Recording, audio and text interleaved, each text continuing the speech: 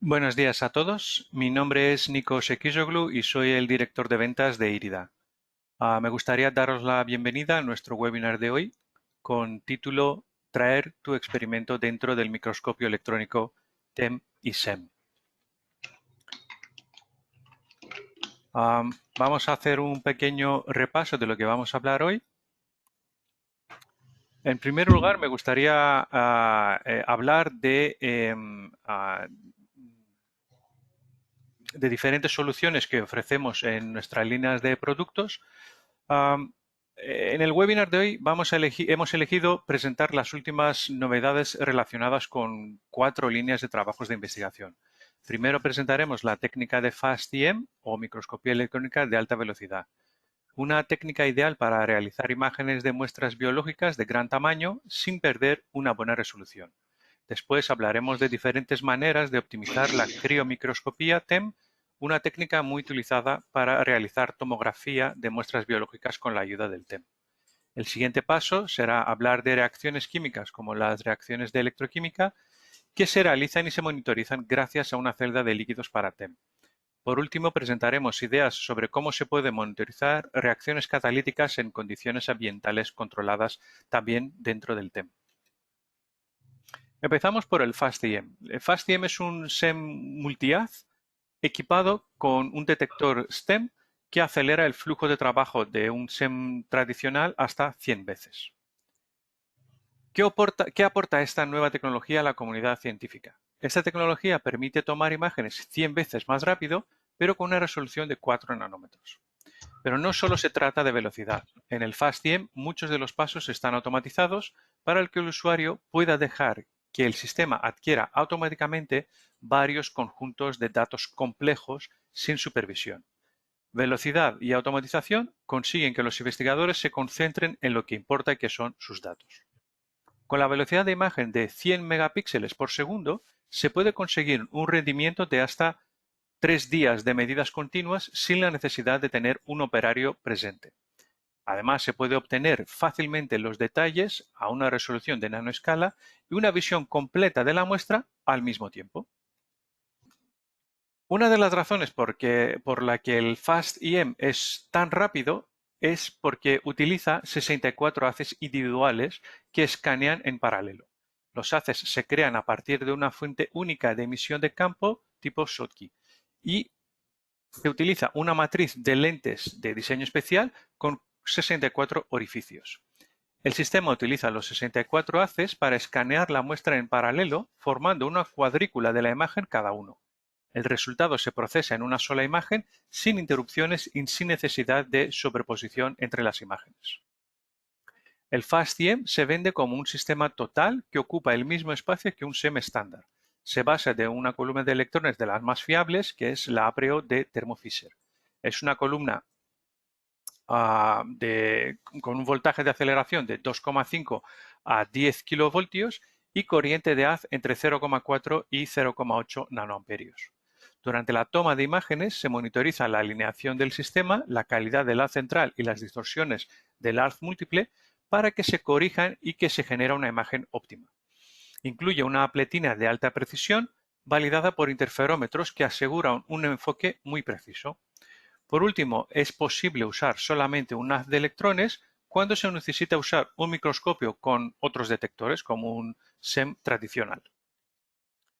La velocidad del FAST-EM es fundamental cuando se necesita realizar una imagen grande. Por ejemplo, una imagen de 2,5 por 2,5 milímetros se puede conseguir en 1 hora aproximadamente, considerando un dial time de 400 nanómetros.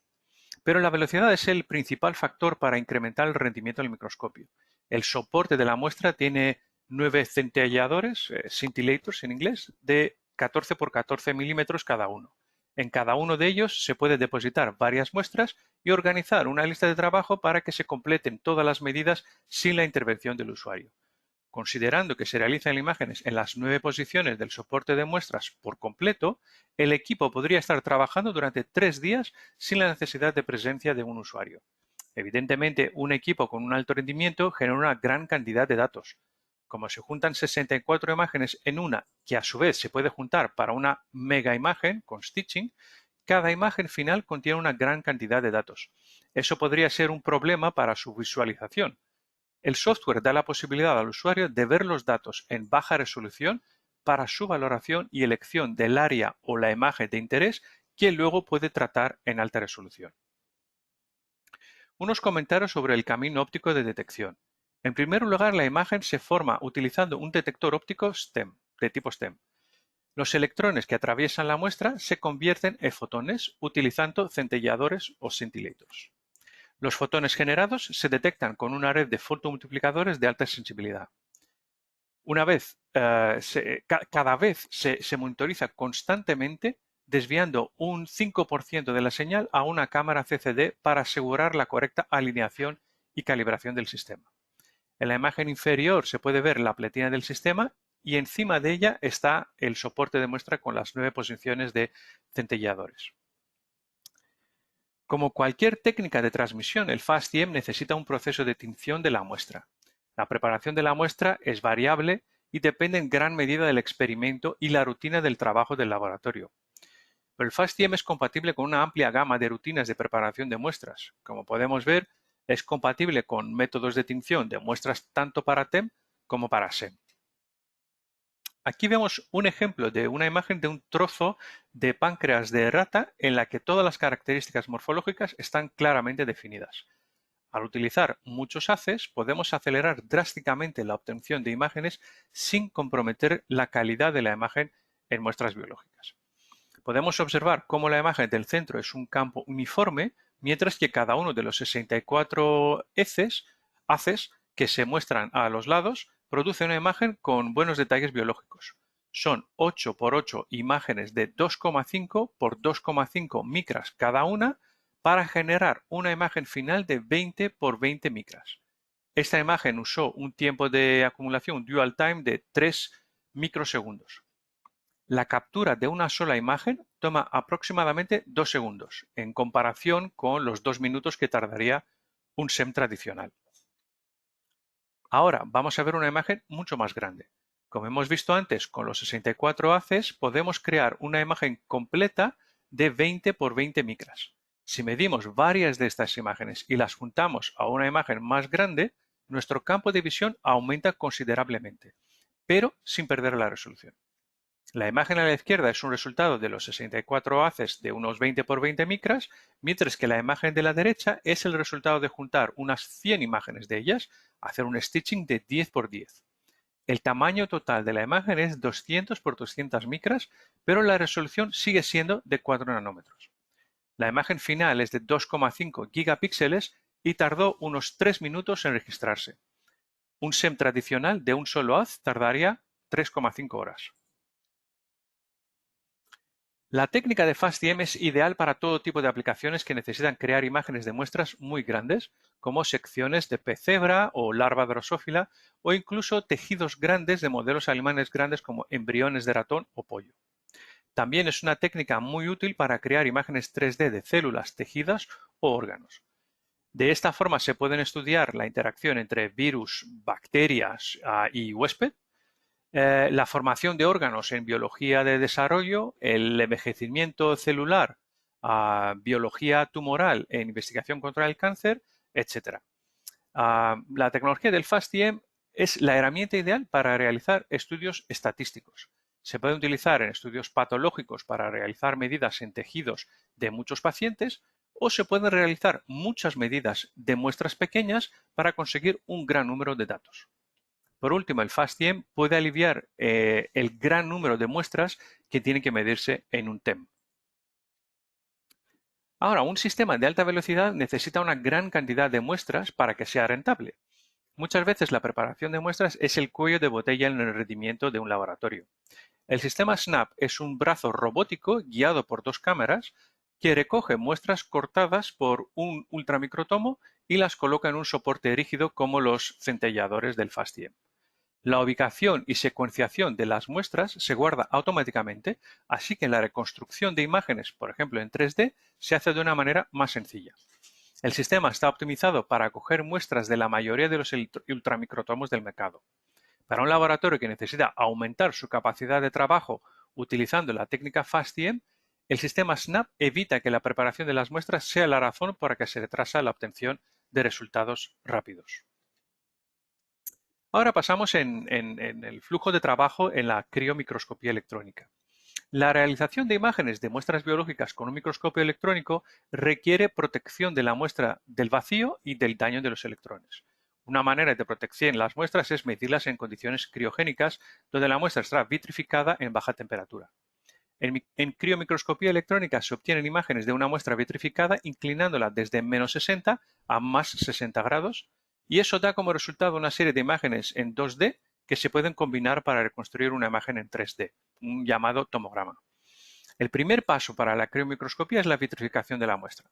Para muestras con un grosor inferior a 10 micras se puede utilizar congelación por inmersión, por ejemplo utilizando etano líquido enfriado por nitrógeno líquido.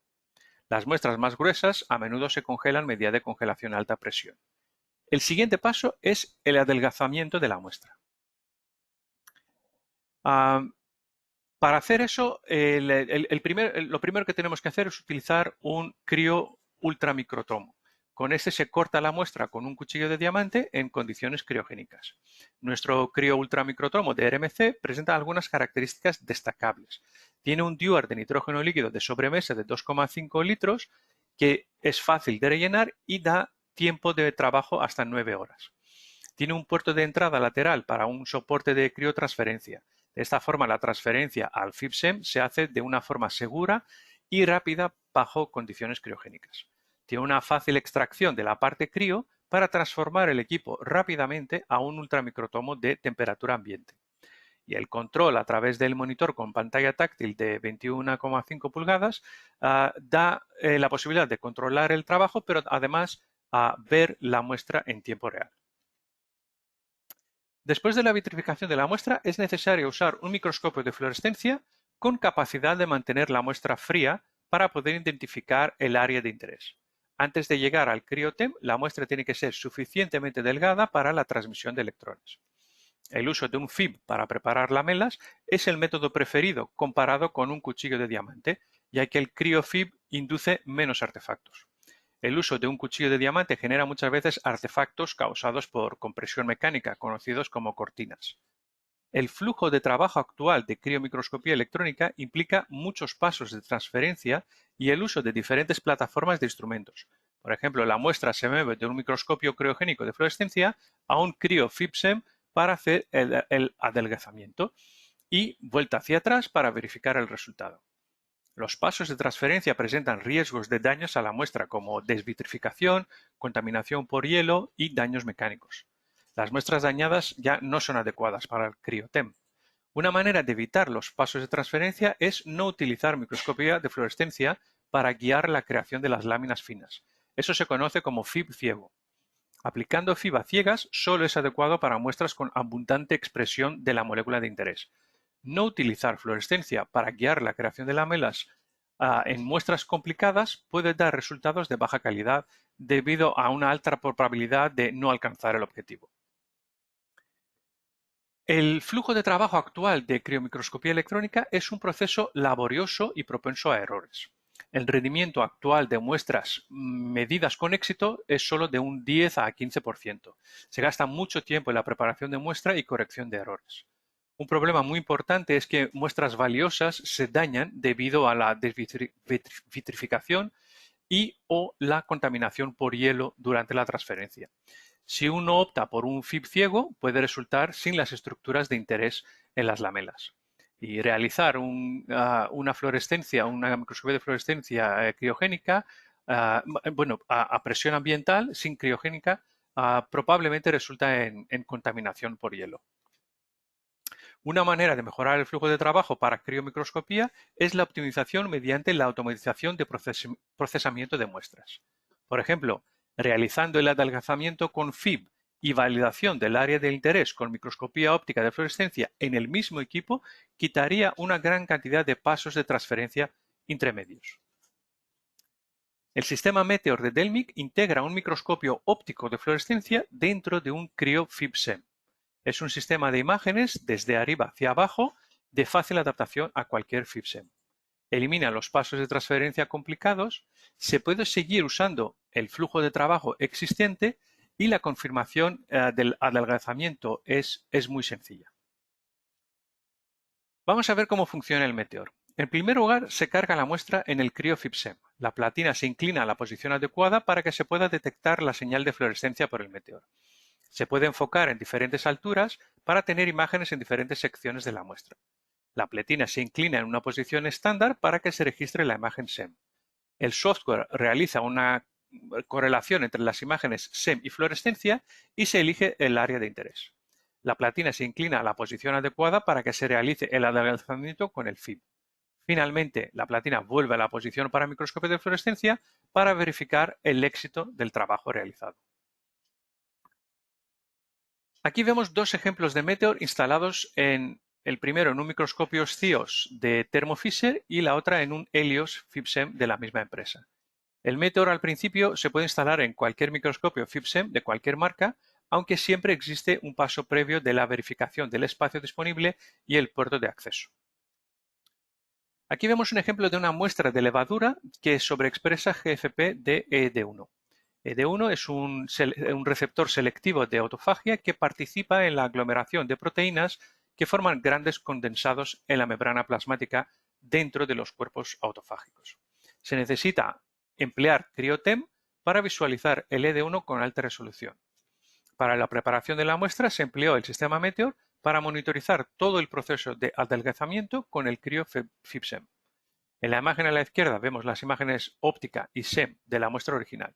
Las imágenes en el centro demuestran el resultado de adelgazamiento hasta los 600 nanómetros. Se puede ver perfectamente la señal de fluorescencia de la parte central de la lámina. Las imágenes a la derecha son el resultado final de una lámina de 200 nanómetros de grosor lista para transferirse al CryoTem. Se puede ver claramente que incluso en una lámina tan fina todavía hay presente señal de fluorescencia. El siguiente paso del adelgazamiento de la muestra es cortar la muestra, levantarla y colocarla en el soporte de muestra para el TEM. Ese proceso tiene que mantenerse en condiciones crío para que la muestra no sufra ninguna alteración o daño. Para eso se necesitan unas micropinzas especiales que puedan trabajar en temperaturas bajas. La pinza del sistema Cryo Lift Out de CleanDeck están montadas en extremo de un micromanipulador con 3 ejes de movimiento que utiliza un soporte aislado. El aislamiento permite que el micromanipulador permanezca a temperatura ambiente para que realice su movimiento con alta precisión, mientras que la pinza se enfría conectándolo al sistema criogénico del microscopio. Como se puede ver en el vídeo, muchas veces se necesita recolocar la muestra en otra posición del CryoFIB-SEM para un adelgazamiento mayor.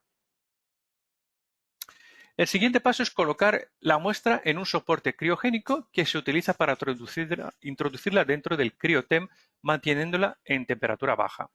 Uno de los problemas más comunes en la criomicroscopía electrónica es el bajo rendimiento en el uso del TEM. Cuando se necesita cambiar de una muestra a otra, se pierde mucho tiempo en varios pasos.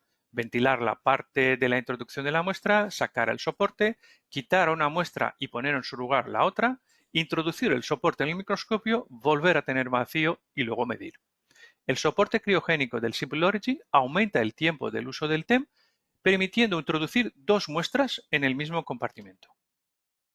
El soporte tiene una válvula como que se ve en la imagen arriba a la izquierda y como se puede elegir entre la posición 0, que es sin muestra en el haz de electrones, 1, que posiciona la primera muestra en el haz de electrones y 2, que posiciona la segunda muestra. Algunos otros detalles, como una luz LED y una lente de magnificación en la estación de trabajo, hacen la colocación de la muestra una tarea muy sencilla. Además, el soporte de muestra presenta una estabilidad envidiable con una deriva de menos de 2 nanómetros por minuto y una estabilidad de temperatura de 4 por 10 a menos 4 grados Celsius por minuto. Su dewar de alta capacidad permite un uso continuo de hasta 9 horas. Pero incluso con 9 horas de uso continuo, el soporte criogénico de muestras de Simple Origin necesita que se rellene con nitrógeno líquido para que la temperatura de la muestra no aumente en un experimento que es de muy larga duración. Para aumentar el tiempo de medidas de una manera automática sin la intervención del usuario, Simple Origin ofrece el sistema de refill automático. El sistema se coloca en la parte lateral del microscopio. Gracias a un brazo robótico se inyecta nitrógeno líquido al dewar del soporte de muestra en un tiempo determinado por el usuario. De esta manera se pueden conseguir tiempos de medida sin interrupción de hasta una semana sin necesidad de estar un usuario presente. Hace muy pocos años, si alguien quería monitorizar una reacción química en condiciones ambientales dentro de un TEM, tendría que adquirir un microscopio TEM específico que podría trabajar en presiones elevadas. Un equipo bastante caro. Además, si la reacción deseada se realiza en un ambiente de líquido, prácticamente no había ninguna solución comercial. Protochips ofrece soportes de muestra con celda de líquido o con celda de gases para que se puedan llevar a cabo ese tipo de experimentos en cualquier TEM de laboratorio. Empezamos con la celda de líquidos llamada Poseidón. El Poseidón se puede utilizar en muchas aplicaciones que se necesita la creación de imágenes in situ, pero en líquido. Se puede usar con nanopartículas en líquido, muestras biológicas como rotavirus, ribosomas o liposomas, interfaces entre líquidos no miscibles, tintas, pinturas o pigmentos, geles y cremas o cosméticos, y por supuesto reacciones de electroquímica. Hoy enfocaremos en esta última aplicación. En primer lugar, vamos a ver cómo es la celda de líquidos Poseidón. La celda tiene ventanas hechas de nitrido de silicio transparente al haz de electrones del microscopio TEM. Hay dos ventanas. En la de arriba se coloca la muestra. Las dos ventanas y un espaciador entre ellas construyen la celda. El espaciador puede ser de diferentes alturas y eso define la altura y el volumen final de la celda. Cuando más pequeño es el volumen de la celda, mejor resolución. Pero el tamaño de la celda muchas veces lo define el tamaño de la muestra o el líquido necesario para la reacción. La celda se sella herméticamente con una ayuda de un set de juntas que son químicamente compatibles con la mayoría de los disolventes. Hay tres contactos eléctricos que se utilizan tanto para experimentos de electroquímica como para el control de temperatura de la muestra. El experimento de líquido se puede hacer de forma estática, sin flujo, o de forma dinámica, con flujo. La parte de la celda es solamente una pequeña proporción del área que cubre el líquido. De esta forma se pueden utilizar flujos altos de hasta 5 microlitros por minuto sin el riesgo de romper la celda. Utilizando chips con diferentes geometrías y usando los contactos eléctricos del soporte, se pueden realizar experimentos de electroquímica de una manera fácil y controlada. En combinación con la celda Poseidón, se puede utilizar cualquier potensiostato que existe ya en el laboratorio. Su integración es muy sencilla. También existen chips que se pueden utilizar para calentar el líquido y la muestra hasta los 100 grados. El control y la estabilidad de la temperatura permite realizar experimentos con muy alta precisión en las condiciones ambientales. Por último, la celda está optimizada para su utilización con detectores EDS para la obtención de información química, además de la imagen de la muestra. La geometría específica de la celda con un gran angular y la posibilidad de colocar la muestra en la ventana de arriba proporcionan una señal bastante alta de EDS. Vamos a ver algunos ejemplos de reacciones electroquímicas que se pueden realizar con el Poseidón, empezando por las baterías de litio. El primer ejemplo es el estudio de Solid Electrolyte Interface, o SEI, la capa que se forma a lo largo de una superficie del electrodo de trabajo debido a la reacción del metal litio con el electrolito.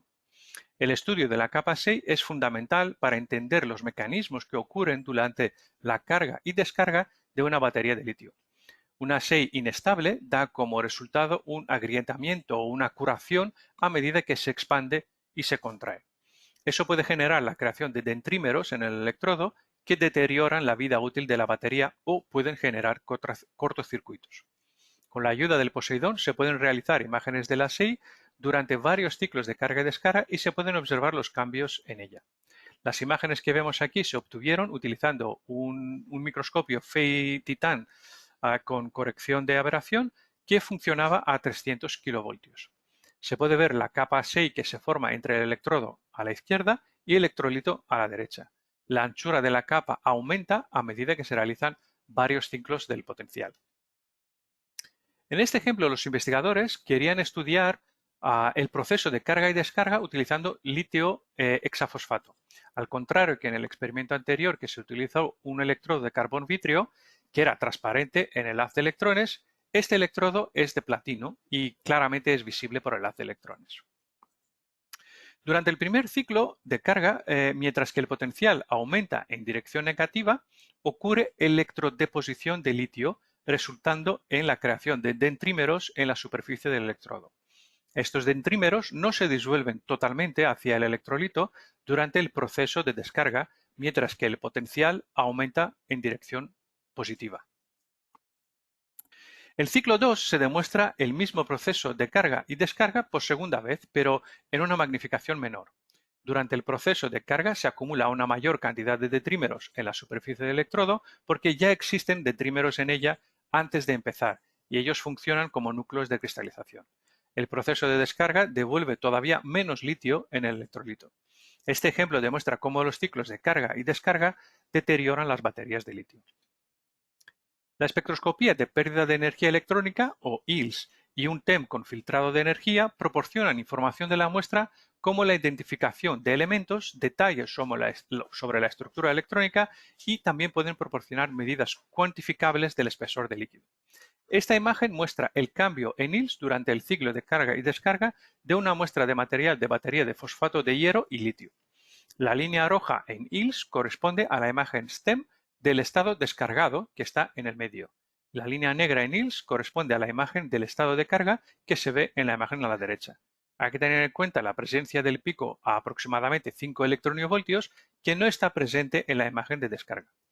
Eso indica la presencia del anión de fosfato de hierro que en la descarga no está. El electrolito es una disolución acuosa de fosfato de litio a 0,5 m y la obtención de imágenes se realizaron utilizando un microscopio Fey-Technai F20. En este ejemplo, los investigadores examinaron los procesos de degradación de un catalizador comercial de celda de combustible. Es un catalizador llamado Tanaka TEC 10V50E que tiene nanopartículas de platino de unos 3 nanómetros de media y se utiliza en los coches.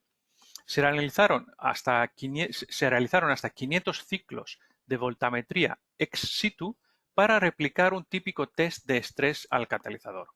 El pico de reducción de óxido de platino sufrió un desplazamiento catódico después de unos 100 ciclos, seguido por un desplazamiento anódico. Eso generó la hipótesis de que el catalizador perdió eficacia por culpa de una pérdida de su superficie activa que luego recuperó. Usando técnicas de filtrado de energía, los investigadores llegaron a conseguir una resolución por debajo de 1 nanómetro. Si utilizamos una celda de líquidos, podemos ver los diferentes procesos de degradación y correlacionarlos con datos de electroquímica. Estos procesos incluyen despego, fusión, disolución, crecimiento y madurez de Ostwald. El tamaño de las partículas de platino medidos con el TEM siguen el mismo patrón de desplazamiento secuencial catódico y anódico del pico de reducción que vimos en los experimentos ex situ anteriormente.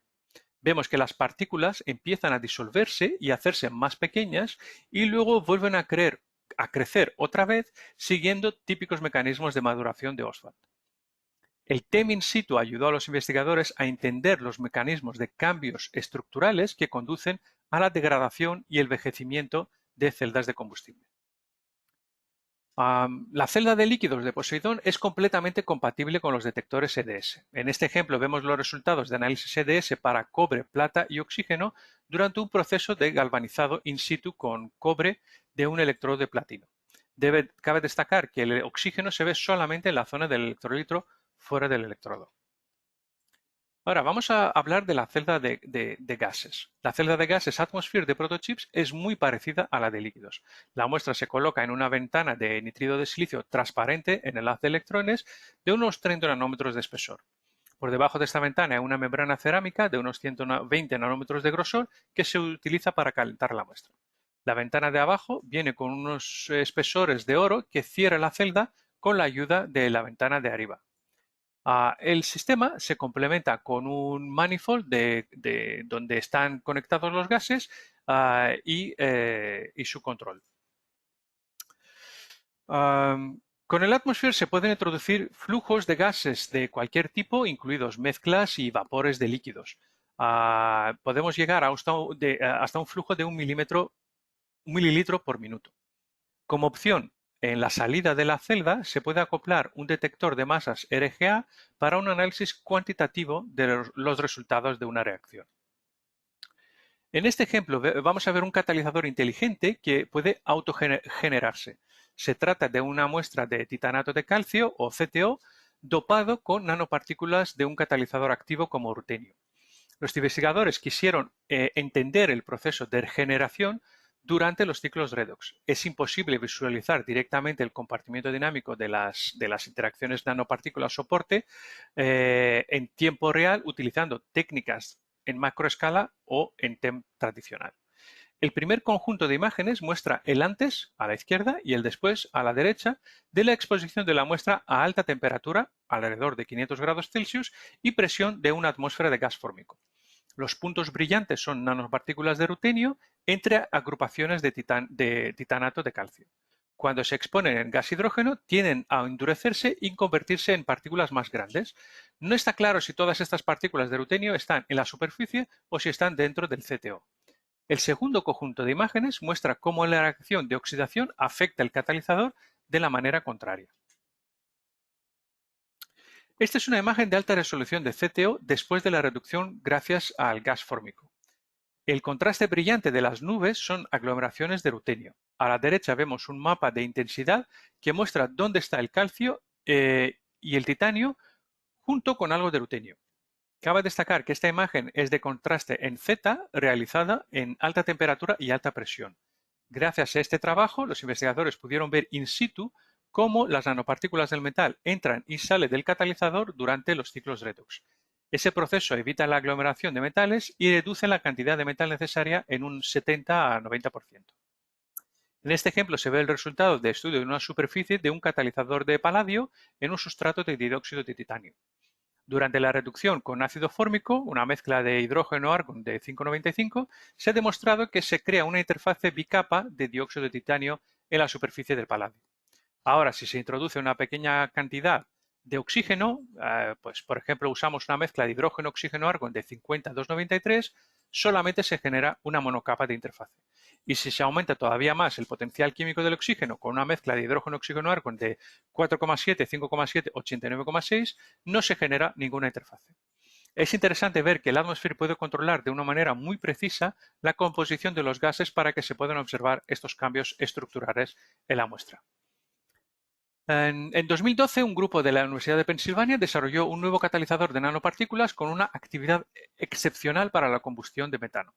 Como se puede ver en el dibujo de abajo a la izquierda, se pensó que el catalizador consta de núcleos de paladio cubiertos de una capa de ceria colocados encima de un sustrato de alúmina funcionalizada con silicio. Desde el principio se pensó que la estructura de ceria es térmicamente estable y protege las pequeñas nanopartículas de paladio en temperaturas elevadas. Pero realizando un análisis más exhaustivo del comportamiento del catalizador a temperaturas elevadas y bajo condiciones reales, por ejemplo a 150 torr de oxígeno, vieron que la ceria comienza a disociarse y se forman especies muy pequeñas. Han visto que estas pequeñas especies no se encuentran en muestras sin la superficie funcionalizada de silicio. Así que los autores sugirieron que el silicio juega un papel en la estabilidad de los pequeños grupos de ceria, ya sea física o química.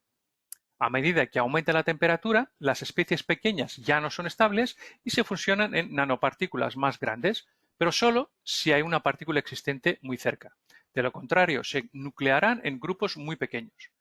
Los experimentos in situ confirmaron la formación de las dos estructuras distintas, las nanopartículas más grandes y las partículas altamente dispersas. Los autores suponen que las estructuras altamente dispersas, estabilizadas por silicio, son la fuente de la actividad excepcional del catalizador. En este ejemplo vemos cómo una partícula de hierro corta una superficie de grafeno bajo condiciones específicas de gases y temperatura. El experimento comienza con un óxido de hierro que debe reducirse in situ. Al aumentar la temperatura y mantener algo de hidrógeno en la celda, el óxido se reduce a hierro metálico. A medida que aumenta la temperatura y la presión, se inicia la reacción. El vídeo muestra la nanopartícula de hierro grabando el grafeno a lo largo de su red. Debido a que esto se ve in situ, el comportamiento de cada material se puede ver en tiempo real y comprenderlo mejor. El vídeo es una versión corregida del vídeo original. El esquema de abajo a la derecha muestra la reacción. El hidrógeno se disocia en la superficie del hierro y reacciona con el carbono creando gas metano. El último vídeo que vimos es un típico ejemplo de imagen in situ durante un experimento de calentamiento. Durante el calentamiento, debido a la expansión térmica del material de soporte, hay una gran deriva que desplaza la muestra lejos del campo de visión y hace que se pierda el enfoque. Eso obliga al usuario a reenfocar en la muestra constantemente durante el experimento. El sistema Axon de Protochips, en combinación con el software Synchronicity, consigue solucionar este problema. El Axon vincula los diferentes componentes del TEM y los sistemas in situ en una única plataforma. El Axon mejora y amplía las capacidades actuales de su microscopio y hace que los experimentos in situ sean más fáciles. El Synchronicity garantiza que la muestra permanezca bloqueada en su lugar a medida que cambian las condiciones ambientales, incluso en aumentos extremos. El Synchronicity también sincroniza todos los datos del sistema in situ con las imágenes y vídeos del TEM. En estas imágenes STEM vemos nanopartículas policristalinas de níquel, fosfato y plata que se transforman en monocristalinas cuando la plata se disocia debido a un aumento de temperatura. La deriva térmica hace que el trabajo en alta magnificación sea imposible. Con el Axon no es necesario ningún reajuste por parte del usuario durante todo el proceso de calentamiento y se pueden registrar imágenes de alta resolución que nunca antes podría ser posible para ese tipo de experimentos. Este es un ejemplo de una muestra de acero 709 calentado en un soporte de calentamiento Gatan 652 bulk furnace. Antes del Axon, el incremento de cada grado Celsius hace inservible este experimento para imágenes de alta resolución. El sistema Axon se puede usar con cualquier soporte de calentamiento o enfriamiento que ya tiene en su laboratorio y mejora su rendimiento por encima de sus especificaciones. Pero el Axon es mucho más. Registra todas las imágenes desde el TEM durante todo el experimento y lo sincroniza con los parámetros del experimento in situ. Además, registra todos los ajustes automáticos que realiza para que la imagen no se quite del punto de enfoque. Una vez acabado el experimento, el usuario puede inspeccionar todas las imágenes registradas, puede registrar en qué instante de temperatura quiere mirar, colocar el valor de temperatura en cualquier parte de la imagen o incluso añadir el tiempo que ocurrió una imagen. Pues una imagen, un set de imágenes o todas las imágenes se pueden exportar en varios formatos que luego se puede abrir con varios software comercial.